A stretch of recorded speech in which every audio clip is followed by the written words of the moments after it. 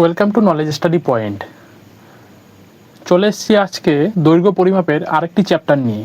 প্রথমেই আছে 10 ডেকামিটার সমান সমান 1 হেক্টোমিটার। তারপরে 10 হেক্টোমিটার সমান সমান 1 কিলোমিটার। 1000 মিলিমিটার সমান সমান 1 মিটার। 100 সেন্টিমিটার সমান সমান 1 মিটার।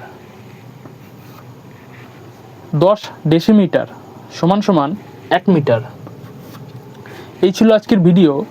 তবে একটা কথা বলে রাখি, আমি তো বোর্ডে চকে ক্লাস করাচ্ছি, তো তবে তোমাদের যদি বুঝতে অসুবিধা হয় এবং আমার যদি বোঝাতে সমস্যা হয় তোমরা আমাকে অবশ্যই কমেন্ট করবে, তবে কিন্তু আমি রিপ্লাই দেবো, ঠিক আছে?